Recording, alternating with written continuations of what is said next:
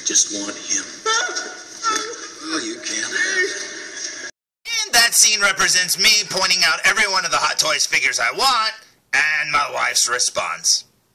Oh, hello, my name is Fu Manchu! And I wish I was kidding. But you know what? Hey, I still get a lot of Hot Toys figures, and I'm very happy to have them. And in fact, I got one a couple of weeks ago. Yeah, a couple of weeks ago that I still haven't opened. Now, I snuck a peek at him, but I still haven't stood him up or anything like that, and I cannot wait to see him. So today's review will be on the following.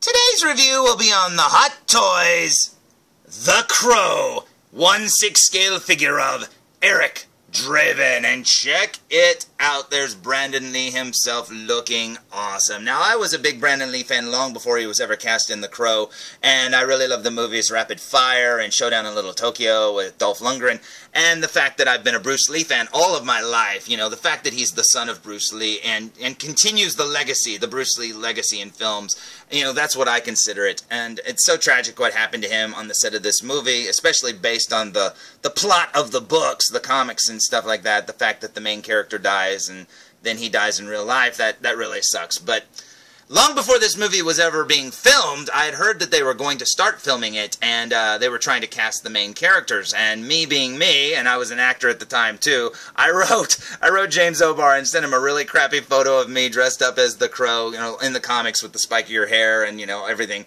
And told him, I'm an actor, please cast me, please. And he was so nice to write me back, and he had said the following. Now, in the letter he said he only wishes he had control over the film and that it was being done by New Line Cinema. And in the letter he actually mentioned, last he heard, River Phoenix was being considered for the role of Eric. First it was Christian Slater, who had priced himself right out of the budget. He wanted $6 million per picture. But I think it's so sad that Brandon Lee is dead, and the fact that right here, back at this time, River Phoenix was still alive, and he would have made a good, you know, Eric too in the comic in the book, I guess, the movie. And yeah, it's so sad that in this letter, you know, he mentions River Phoenix, and he's dead now too, and that's just so sad. But I just thought that was really neat, and the fact that, you know, I have that as you know, a proof of his legacy that he was being considered for The Crow too is really, really neat. And thank you very much, James O'Barr, for writing me, because that was awesome. And in case any of you youngsters out there are going, hey, what's with that paper and stuff like that? That's school paper. What was that? Well, back in the day, we had to write people letters, man, and put them in the mailbox and send them off, and if they were nice enough, they would write you back. So that's how they did it back in the day. Now you can just email people, and it's so informal. But I got an autograph out of it, so I thought that was really cool. Now, back to the box. You can see the box is all plain there. It's all black. But if you look carefully, right there in the black, there's actually some texturing that looks kind of like feathers or something like that, like feather texture. But it's really weird because it's kind of raised up. So that's really awesome indeed. Now, everything else is kind of plain. There's no, like, raised area other than that weird kind of feathery pattern. And that's pretty cool. So it looks like the poster for the movie, and that is awesome. Let's look at the back of the box, shall we? So, here's the back of the box, and it looks really plain. It's just got the names of the people who did it, and I think that is very awesome. These people are artists! Man, you guys are awesome. And you know what? Super talented to boot. And then down here you'll see the warnings. Watch out, you can't kill the Crow or Eric Draven, so be careful. And then back here you can see the texturing as well, but it's not raised up. So that's pretty cool. So let's look at the front of the box one more time. So, here's the front of the box for the very last time, and it's kind of a plain box. It's kind of a little shoebox thing. There's nothing on the sides or anything like that. It's just the poster on the front and the Hot Toys logo and stuff like that. That's all there is. So I say we waste no more time, and I say we open it! Now, after removing the box lid, you are greeted with this truly, truly awesome window display. Check it out. It's got the broken glass, the blood on the bottom of it. It is so awesome. Now you can stand this up behind your figure if you want. I think this is a really, really neat way to, you know, it's like they always come with the little paper inserts, but this one is actually functional. It's the window, and that is so cool. Now you can barely make out the figure underneath. There's his pants buttons, there's his jacket, and a little bit of the wraps and stuff like that. So let's remove this cover and look behind it, shall we? Now, before we do, here's the back of the little window cover. Now, on this side, it's more red, speckly, and stuff like that, but you can see the glass and stuff as it's cut out. Looks like it's broken. There's the blood and stuff. Very cool. Like I said, on this side, it's like red and speckly. So, on the other side, it looks more like this. with the wall texture and the little window frame and stuff like that. So that is awesome and will look totally cool with the figure standing behind it or in front of it. Very awesome indeed. Now, as for the figure itself, it's still inside its plastic bubble thing, and it looks awesome already. You can see the bird, you can see his face there looking very cool, you can see his leather trench coat. Man, this looks amazing. Very cool indeed, and he even has his guitar down there. Now, this isn't the special edition version. Over here, they usually have the weather vane that he pulls off there at the end, or lightning rod, or whatever it is. But yeah, this looks very cool with or without it. I love it. So let's remove this cover and lay it down and check it out. What do you say? So, here's the figure with the plastic cover removed. You still can't see him very well because his face and hands and feet are still obscured, but hey, you can still see a little bit of it. There's the guitar looking truly, truly awesome indeed. Very cool. And then over here you'll see the crow itself, which is very cool, laying there. Love it. There's Brandon Lee laying there. You can see his jacket looks amazing. That is so cool. Over here, like I said, that's where the vane or the, I don't know, lightning rod thing would be. There's his guitar strap for the guitar. And then there's some extra hands looking very cool indeed. Now, if you look, it looks like there's another tray underneath there. So let's remove this tray and see what's underneath, shall we? Now, underneath that tray, you will find a black tray, and what you find is the stand for the bird, so that clear rod there, and this top thing up here is for the bird, so it can look like it's flying next to him, and you've got the crow stand himself for Eric Draven, and that is awesome, and it should say Eric Draven, yep, right there on the front of it. So that is awesome indeed. So I say we waste no more time and stand him up. What do you say? So, here's Eric stood straight out of the package and still with the plastic on his face and on his waist, I believe, right there. And then he's also got some on his hands and then down on his feet. Now, one of the awesomest things about this figure is he actually came with a stand like this. I miss these stands. I wish they all came with them. I love them. Because it's just, I don't know, it doesn't take up that much space at all, and it just looks so cool. So I say we waste, look, he's even got plastic right there on his leg. So I say we waste no more time and take all this plastic off. What do you say? So, here's the figure with all the plastic removed, and I have to say, I really hate taking those plastic things off of these figures, man. It's always so scary. But yeah, check that out. He looks so good. Now, he had plastic around his neck and everything. And as you can see, his necklace is kind of messed up looking. But from what I hear, that's like a common occurrence with this figure. It's just that's like a little wire, but it's not really a wire. It just kind of doesn't want to change its shape whatsoever. So I've got an infinity symbol around his neck, apparently. But yeah, as you can see right there, it's got the tape and the little strings and stuff around him. And that is so awesome. And it's just plastic. I thought it might actually be tape. But nope, it's just plastic. So that's very cool indeed. And then down here you'll see his boots looking very awesome indeed. I remember looking all over for boots like that when I saw the movie, and I thought, he just found them in the dumpster. Why can't I find some in the dumpster? It's just like the Darkman trench coat. When Darkman finds his trench coat in a dumpster, I'm like, man, all the cool clothes are in dumpsters. But you know what? This is awesome, and he looks so good. I mean, if that's not Brandon Lee, then I don't know who it is. But one of the things that I do see that is missing, and I don't even know if they knew it, is he has 2 little spent shells there in his hair, maybe 3, and they're not there. But that's okay. You wouldn't see him anyways unless he's moving around. But yeah, this looks so cool. All the little battle damage all over his shirt. He's even got the rip underneath here, underneath his coat, from where Tintin, cut at him and stuff, and that's pretty awesome. Very cool indeed. Man, this looks so good.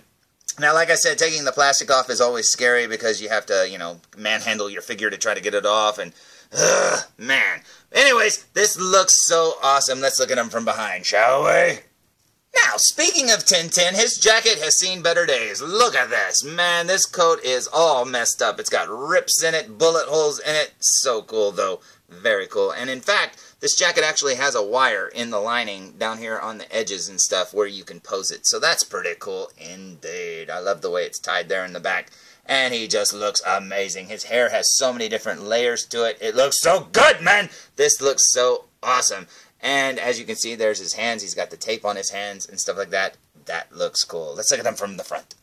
Now, I don't normally do this, but I took his coat off so you could see what he looks like underneath it. I figured it wouldn't mess up his sleeves since he has the tape down here on his sleeves.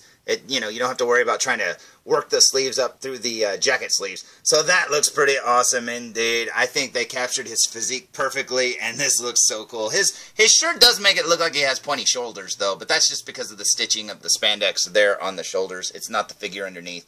But this looks totally awesome indeed. Now, I think a lot of people who have seen this movie don't really understand why he wears the tape and stuff like that on him. They think it's just this cool goth thing to do. But yeah, in the books you find out that he cannot self-heal if he self-inflicts, you know, pain upon himself. And in the book he slashes his wrists and stuff like that, and they just kind of bleed. They just keep bleeding, so he tapes them up so they won't bleed all the time because he can't heal. But if anyone else hurts him, he can heal, which is weird. So at the end of the book, when you look at what he does, you kind of understand how the book ends better, knowing that he can, you know, hurt himself and no one else can hurt him. So yeah, that's pretty awesome. A lot of people just think it's decoration or whatever, because they never really explain it in the movie at all. And it's kind of not really explained in the book. It's kind of shown, and you just kind of have to put two and two together. But this looks awesome, and I love it. Let's look at him from behind one more time since his jacket's off. So, here he is from behind, and there's that really cool long piece of tape there. That is awesome. Then back here, very cool indeed. I love it. Looks like he's got Velcro pants there. Okay, so his pants need to be re-Velcroed, but that's okay. You can't see that when his jacket's on. That's pretty awesome, man. I think this is so, so cool. Very awesome indeed. Now, as for the crow himself, you don't really need the stand, but you do have to balance him up there. He looks pretty good. Yeah, I would use the stand because who knows, he may fall off here in a second. But yeah, that looks very awesome. Now, I do wish that they had given you the option to have like his wings closed or his feet back like he's flying, because with his feet down it looks like he's trying to like scoop a fish out of the water or something like that. And you can't really like just put him on the shoulder like he's, you know, because his wing bumps into Eric's head. So yeah, it's kind of weird the way you'd have to put him up there, but he's supposed to be flying next to him. And the fact that we just got a bird is awesome. I mean, think about that. That's a Hot Toys crow, man. Right there. They made a crow just for you. And that is so awesome. But yeah, this figure looks incredible. So I say we waste no more time and look at him up close. What do you say? So, here we go with a super duper close-up look, and check out that ring. Now, I can't get it to hang where you can see it perfectly, but they even painted the little diamond silver, and that is so awesome. It has the little design work and everything. And from what I've heard, it's actually 1/6 scale, so you could probably put it on his pinky the way he did in the movie, and that is awesome. Now, aside from this little cord thing that constantly has this little flip in it, that's the only thing I don't like about it, is I wish it hung straight, but hey, whatever. I've heard that there's other people that stand straight out, so at least mine hangs down. And then down here you'll see the string. Very cool. And it actually looks like it's real rope, so that's pretty awesome indeed. I thought that was just sculpted on there, so that's very cool. You can see it like fraying with the little like hairs and stuff off of it. There's the tape. There's his spandex shirt and his pants, and his little buttons have little stars on them. That's pretty awesome indeed. Little details like that you can't really see with the naked eye. Working our way down here, you'll see another cord there on his leg. Yet again, it's a little rope, and that's pretty awesome, man. I thought that was sculpted, like I said. Working our way down to his boots, you can see he's got some combat boot-looking things and the strings and stuff. Now, in some of the scenes, it looks like he doesn't have any laces, and in some of the scenes, it does look like he has laces and blah, blah, blah. But you know what? They look awesome. Sorry it's so fuzzy, but it's way down there. Then working our way up to his face, let's look at his face real quick. Up here, you'll see some more battle damage on his shirt. Very cool. Then up here you'll see his neck. Now he's got one whole sculpted head and neck, so you can't articulate it at the jawline, but that's okay. And then right here you'll see his chin and his teeth, looking very awesome indeed. I love it. That looks so good. You can see that his lips aren't painted black, they're more of a reddish, which is cool. Very cool indeed. And then right up here you'll see, mine's got a little like speckle on his nose, but that's okay because you can't see it up close. And then there's his eyes, looking very awesome indeed. And I love how they painted his makeup there on his face, because it does look like makeup. And that is so cool. I love it. His eyes are absolutely perfect. You can see his eyebrows underneath there. So cool. There's his hairline. Very awesome. I love the way it's hanging down in his hair there. That is so cool. Then over here, like I said, his hair's got so many different layers to it. I mean, it's not just one sculpt. There's like 3 or 4 layers there. That is so awesome. Very cool indeed. And look at that. Oh, man, he's almost got vampire teeth. That's awesome looking. I love it. This is such a cool figure. Now, as Crow figures go, I think this would be the one to have, because I've had NECA ones and McFarlane ones and this and that and blah blah blah, and you know what, this one looks amazing. And then down here you'll see some battle damage on the back of the coat. There's a big rip there. And then some of the battle damage actually has blood, like where the bullet holes are. That one doesn't. But I know on the front I saw some blood, and there's the way his little straps are tied up. Very cool. And down here, very neat. Like I said, there's a wire sewn into the bottom and the side, so you can actually move his jacket around. Very cool indeed. Bring our way up here. Yeah, look, there's some blood. See how it's kind of smeared looking? Yep, there's blood coming out of those bullet holes. That's pretty awesome indeed. Now, looking at the front of the coat one more time, you can see some buttons, and then down here's the bullet hole that I was thinking of, the rip. You can see the blood or whatever right there. That is very awesome. It's neat that they actually painted the blood on, because that's a detail they didn't even have to worry about. You gotta think that making these coats alone in this scale would be hard, because it's a real little coat, man. But then to give it the battle damage, just like in the movie, you think that would be even more hard to do. Here's his hands, looking very cool. I love it. There's the tape on his hands. That looks so awesome indeed. Let's see if we can get a better look at that ring. Can sort of make it out. See right there, you can see the diamond and stuff and a little engraving. But yeah, I just can't get it to hang right so you can see the detail.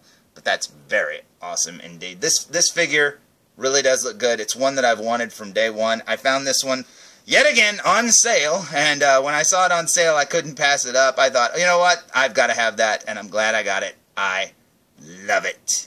Oh, and in case you're curious, here's what his guitar looks like up close. Look at that. It looks like a real guitar, man. Jeez, if those were little, you know, metal wires for the strings, that would be perfect. But man, this is so awesome. Look at that. Now, a lot of people say in reviews that this guitar is not screen accurate and junk like that, but it's because they probably didn't get the license for the, I think it was a Gibson, I don't know, I don't remember what it was. But yeah, they probably just didn't get the rights for that. And that's okay, I don't mind, it's just a guitar, and that looks so cool. Man, look at the detail on it, it looks so awesome. And speaking of awesome, here's what the bird looks like up close. Check out all the detail on his feathers, the way they painted his eye. I mean, that looks like a real bird eye, that is so cool. His beak. I mean, this is not just a simple bird sculpt. I mean, look at the feather texturing and everything. Now, right there, you see how the legs are attached? I do wish it would have came with extra legs so you could, like, put them back like he's flying instead of just always looking like he's standing or grabbing something. But that's okay. A lot of people have said they wish that, you know, the wings could be, you know, popped off and put on. But you'd see the joint kind of like that. So, yeah, I do too, but I think it would have been easier for them just to sculpt a whole new bird instead of just giving us parts that come off. But, hey, I'm just happy to have this one. This one looks awesome. So, as a fan of the Crow since the first comic ever came out, and I mean from day one, man, I have been a fan, and I have absolutely loved it. And as the movie goes and stuff, yes, it could have been better, but it was because it was never finished to begin with. They kind of had to piece it together after Brandon Lee died.